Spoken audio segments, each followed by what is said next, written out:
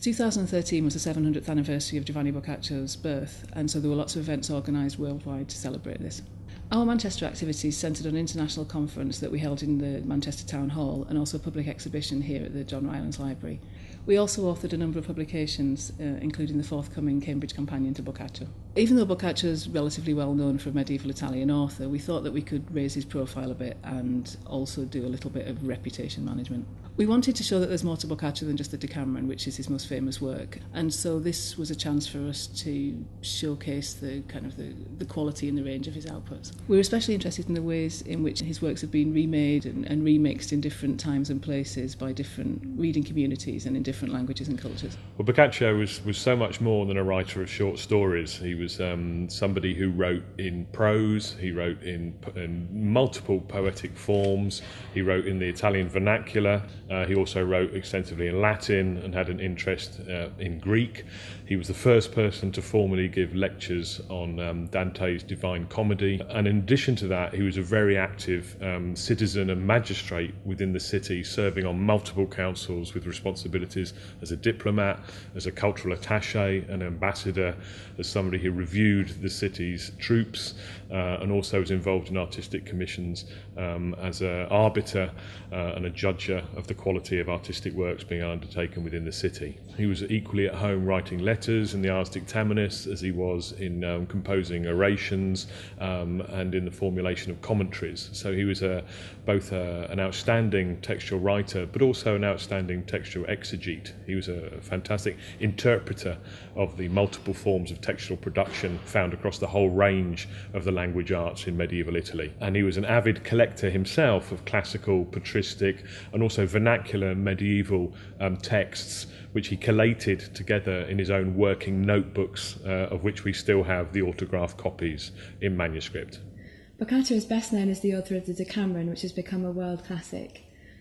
The Decameron tells the story of 10 Florentine noblewomen and men who meet together in a city during the plague of 1348 and decide to leave in order to escape the plague, go out into the countryside and tell stories to each other to pass the time. So they each tell a story over the course of 10 days, and together that makes 100 stories. The Decameron changed the face of storytelling in the European Renaissance, but it's still really well known today as a classic of world literature. So in the academic world, Boccaccio is still taught across lots of undergraduate programmes, and if you walk into any bookshop in the UK, for example, you'll find translations of the Decameron on the shelves. We decided to call our exhibition and the conference Locating Boccaccio to, first of all, reflect our interest in defining him for a contemporary audience, and also to literally locate him in different times and places. The exhibition was really centred around the importance of the book object as a historical witness to Boccaccio's activities as an author. The three of us all work on Boccaccio and medieval culture in different ways, and our interests really come together through our focus on the book as a material object. Our focus on the material book is also particularly appropriate in the context of Boccaccio because he was an author who was acutely aware of the importance of the material object. Relatively unusually, he was an author who chose not to employ a scribe, but instead to copy out his own text using his own hand. And so he would have been acutely aware of the publication process and the finished product, if you like, of his texts as books. The collection at the John Rylands Library here in Manchester is incredibly rich, with over 6,000 items relating to Boccaccio, and the holdings are incredibly deep in terms of both kind of chronological spread, but also the geographical reception of Boccaccio's works across Europe and beyond. We're incredibly fortunate to have here at the John Rylands Library the most famous text of 19th century Bibliomania, and this is the 1471 printing of Boccaccio's Decameron that was owned by the Duke of Roxburgh and sold at auction in 1812 for a record £2,260 after a famous bidding war in the auction itself. And it was purchased by Mrs. Rylands in 1892 as part of the Spencer collection, when she purchased wholesale, fittingly, for a Mancunian merchant, the complete collection of the Earl of Spencer, over 40,000 volumes from Althorp Hall down in Northamptonshire. The 1492 edition of the Decameron printed in Venice is particularly important both for the early printed tradition and also perhaps for the tradition of the Decameron as a whole, it was the first illustrated edition, which means it has a series of woodcuts running throughout the book. You can see a beautiful woodcut illustrated opening to the text. There are woodcut illustrations for each of the 10 days of storytelling, as well as individual scenes for each of the 100 novelle, illustrating often very erotic poses taken from those stories. It's also important because in the tradition of the Decameron, this is the first edition to have what we'd call a paratext. So that's an extra piece of text, if you like, added in this case by an editor or a printer, which is a life of Boccaccio. It's a biography of the author, and that too is marked by a woodcut illustration showing the author at his desk. We use the opening illustration from this book as our brand identity for all of our Boccaccio 2013 activities. So it's on the exhibition poster, the booklet, and now the cover of our Cambridge Companion. The image itself is really tiny, but the detail and the expressiveness of the faces is just extraordinary. This book is particularly interesting because it's a mixture of manuscript and printed book production techniques. It's a hybrid edition printed on vellum, so animal skin, rather than on paper, which was generally used for printed books. So although it's a printed book, it's printed on a very expensive material, and the hand-painted illustrations reinforce its identity as a very valuable prestige object.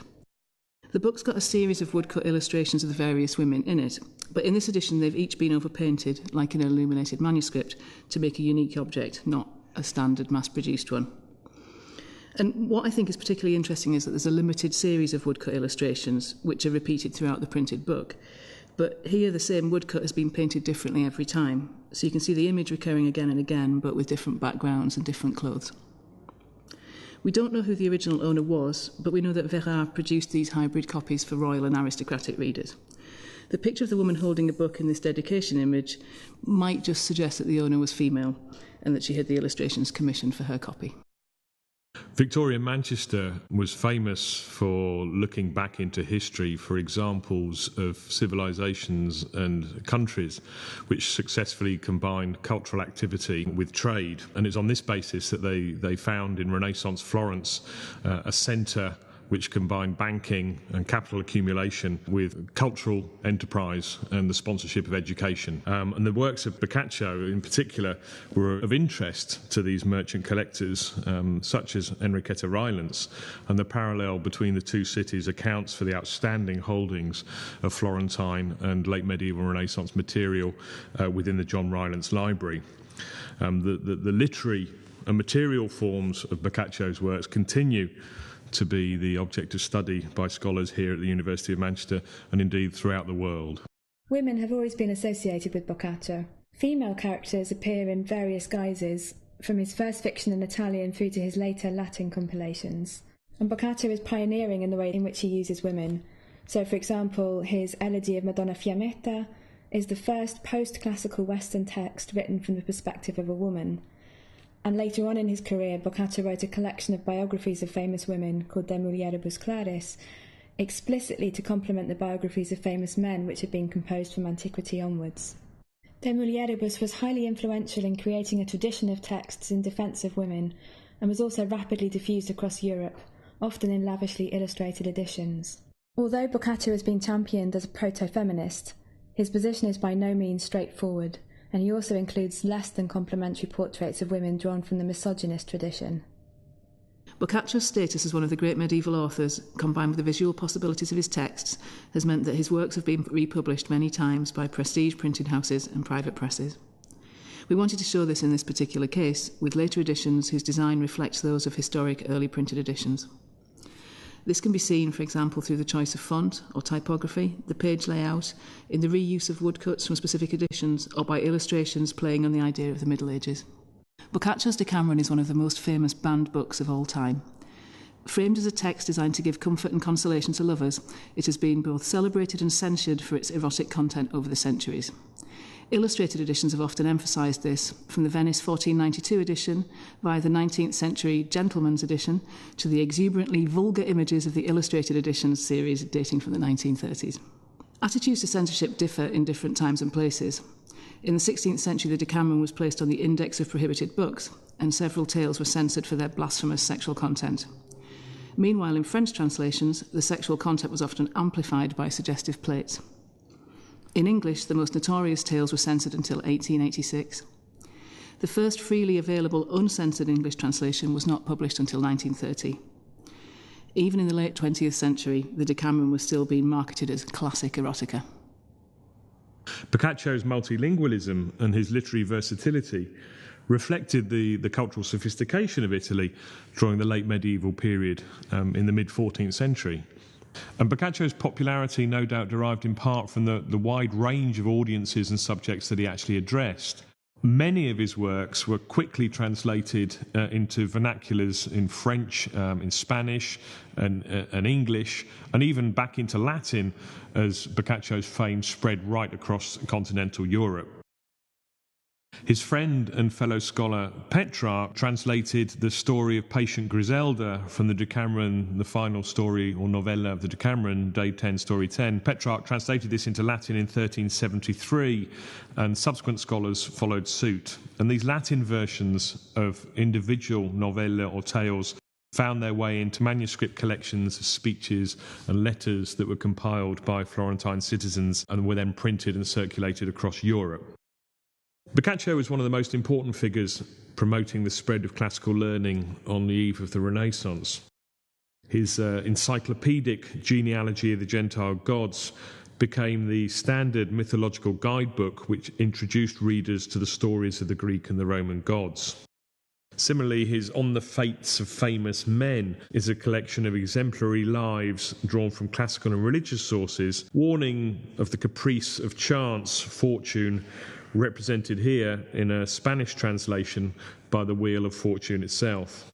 Another of his works, the Teseida, also draws on Greek myth in its focus on the rule of Theseus, founder of the King of Athens. Boccaccio was also central to the establishment of the cult of Dante. He wrote a life of the poet, an extensive commentary on the Divina Commedia, and he gave the first series of readings and lectures on the poem, initiating the tradition which has subsequently become known as the Lectura Dantis, public lectures on the poem, which still continues in many centres of learning today. The early fortunes of Boccaccio's works in Italy were heavily influenced by humanists in the 15th and 16th centuries, who spurned his Latin for being too medieval and appreciated Italian works such as the Filocolo and the Decameron. This was due in large part to the stylistic qualities of Boccaccio's vernacular prose, and during the course of the 16th century he became a model for writing in a newly standardised Italian language.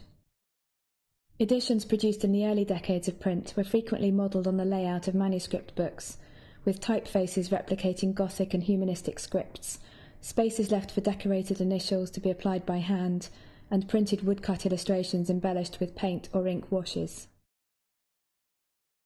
Aldo, and the printing house continued in his name, led the way in producing high-quality editions with rigorously edited texts, and this edition shows an early educated reader's linguistic interest in the text. You can see that alternative glosses or commentaries in Latin have been supplied in the margins. Boccaccio continues to be read across the world and to provoke responses 700 years after his birth. In order to explore some of these ways in which his works speak to new audiences, I invited an international group of artists to create new books about Boccaccio.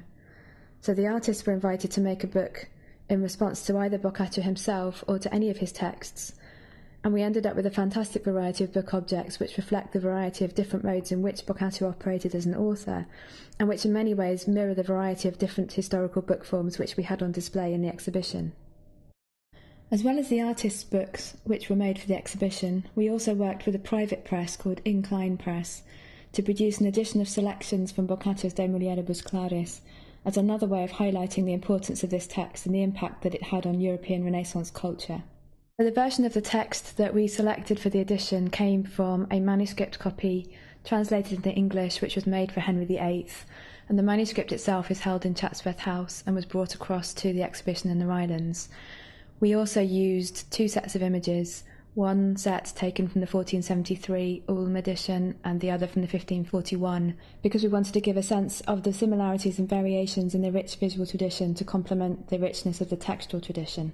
One of the interesting things I think to emerge from all the celebrations of the 700th anniversary of Boccaccio is the critical focus that has attracted around his literary production, but also the beginning to reconsider Boccaccio's life, what we actually don't know about Boccaccio, and what we need to know in terms of his activity as a civic magistrate in his day-to-day life in Florence, and the extent to which he was actually involved in the everyday activity of the commune itself. We're at a really interesting historic moment at the moment. So not only do we have the physical books which have survived in our libraries, but we've also got immediate access digitally to many of the historic manuscripts and early printed editions from past centuries. So to have all of these things on your desk, either physically or virtually, would have been absolutely unthinkable even a decade ago, and it's really changed the way that we can engage with his material history.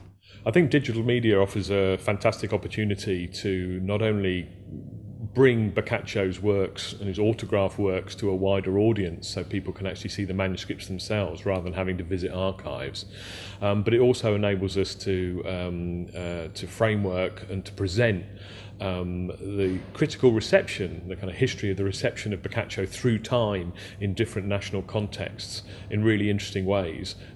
The exhibition was fascinating because it was a chance to actually put on display books that sit within the special collections here at Manchester, and not only make them accessible to the general public, but also provide some kind of commentary for the general public, and also bring them into the teaching room. So the interesting thing for us here was the way in which the students actually were able to interact with the exhibition, and the way in which we were able to kind of make that material available to the wider public and publicise it across different forms of media ourselves. People are still reading Boccaccio even 700 years after his birth. I mean, this doesn't surprise me because I'm a Boccaccio scholar, so obviously I think he's still relevant, but there's still a public audience. Recently the BBC Radio 3 commissioned a new series of dramatisations of Tales from the Decameron, so there's clearly an appetite to re-engage with the text.